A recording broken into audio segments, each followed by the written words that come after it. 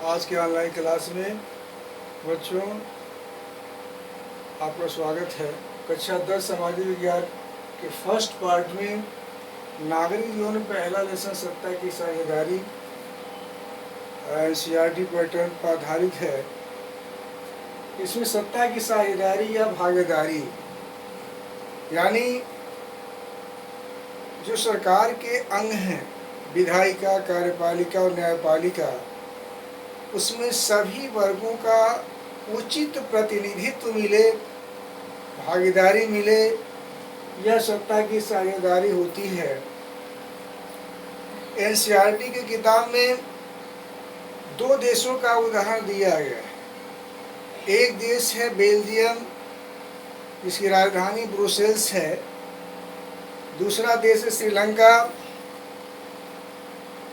जिसकी राजधानी कोलंबो है। दोनों ही देशों में अपनी अपनी समस्याएं हैं। बेल्जियम की राजधानी ब्रुसेल्स में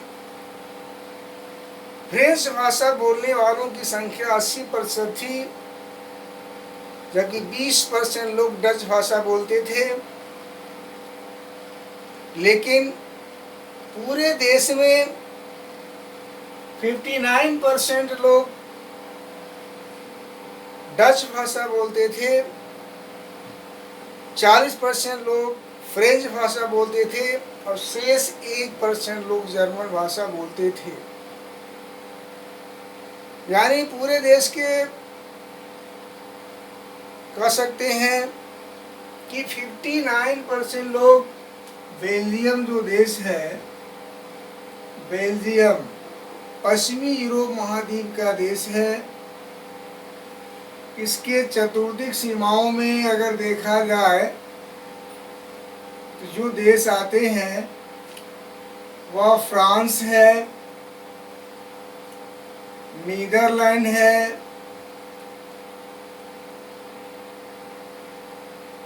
लक्सेमबर्ग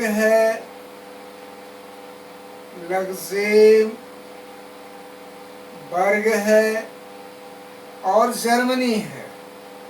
इसके चारों तरफ से सीमा बनाते हैं। यह देश हरियाणा स्टेट जो भारत का राज्य है, हरियाणा से थोड़ा छोटा है, पॉपुलेशन लगभग उसकी आधी है, छोटा सा देश है।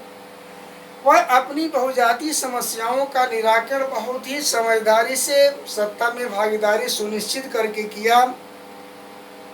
उसकी जो बहुजातीय बनावट थी, हमने अभी आपको बताया है कि पूरे देश में जो उसके प्रदेश थे, क्षेत्र से 59 फ्लेमिश, जो पहला उसका क्षेत्र था उसका नाम फ्लेमिश था।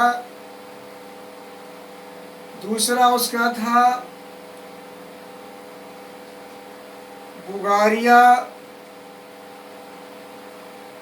इस फ्लेमिश में 59% लोग जो थे डच थे और बुगारिया में 40% लोग फ्रेंच भाषी थे।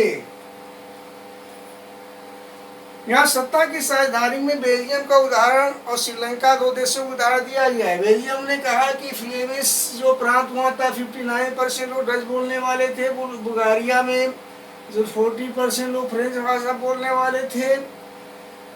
लेकिन बेल्जियम की राजधानी जो आपकी ब्रुसेल्स है, ब्रुसेल्स, यहाँ पे 80% लोग जो हैं, 80% लोग फ्रेंच भाषा बोलते थे और 20% लोग डच थे। यानी राजधानी में फ्रेंच की बहुमत थी। पूरे उसके दो जो प्रांत हैं, फ्लेमिश में 59% डच थे, बुगारिया में 40% फ्रेंच भाषा बोलने वाले थे। जो फ्रेंच भाषा फ्रांसीसी थे, जो ब्रुसेल्स में थे, वो काफ़ी विकसित थे, वो पढ़े लिखे लोग थे, रोजगार में आगे थे। लेकिन डच भाषी जो लोग थे, जिनकी संख्या ज़्यादा थी, वो पिछड़े हुए थे। फलतः स्थिति वहाँ ऐसी हुई कि 1960 से लेकर 70 तक विद्रोह हुआ, लोगों में असंतोष पैदा हुआ। यानी फ्लेमिश यानी 59 पे डच हैं, वह फ्रांसीसियों से घृणा करते थे, लेकिन वहाँ की जो सरकार है, वहाँ की राजनीतिक पार्टियां अपनी समस्याओं का बहुत अच्छी तरह से सुलझाया। एक केंद्रीय सरकार जो संघ सरकार करती वो बनाया, जिसमें दोनों लोगों का बराबरी का हक दिया गया। यानी जो डच बोलते थे 59% और 40% फ्रेंच भाषा बोलते थे, वहाँ सरकार में दोनों लोगों को बराबरी का हक दिया गया।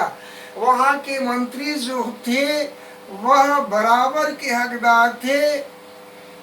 और हमने कहा कि बेल्जियम की राजधानी ब्रुसेल्स में जहाँ आपकी फ्रांसीसी लोगों की संख्या थी, वहाँ भी बराबरी का हक, यानी जो डच थे, फ्रेंच थे, वहाँ बराबरी की सरकार में बराबरी का हक दिया गया। एक तीसरी सरकार बनी थी, ये सामुदायिक सरकार कहते हैं, वह विभिन्न भाषाई और धार्मिक लोगों के लिए बनी थी। वह क्यों जहाँ भी रहते हैं डच से आपकी बेल्जियम में, वहाँ अपने भाषा के आधार पर, अपने धर्म के आधार पर उसका चुनाव करते थे। इस तरह बेल्जियम अपनी समस्या का समाधान सत्ता में सभी वर्गों की उसके समान अनुपात में प्रतिनिधित्व देकर वह सत्ता में भागीदारी सुनिश्चित की, अपनी समस्याओं का निराकरण किया। यह मॉडल एक तरह से यूरोप महाद्वीप में एक अलग तरह से मॉडल था। यानी कहीं भी किसी से एक तरह से कहा जाए कि कहीं किसी में झगड़ा नहीं था, सभी वर्गों को सत्ता में साझेदारी दी गई। और फिर से ये आपकी बेल्जियम ने अपनी समस्याओं का निराकरण बड़ी बुद्धिमानी से किया। और संविधान में 1970 से लेकर 93 के बीच में कई परिवर्तन किए गए, कई बदलाव किए गए, जिससे लोगों में आपसी समझ बन सके। कल हम आपके वीडियो में श्रीलंका देश के बारे में, वहाँ कैसे सत्ता में भागीदारी सुनिश्चित की गई, इसके संबंध में चर्चा करेंगे। आज से इतना।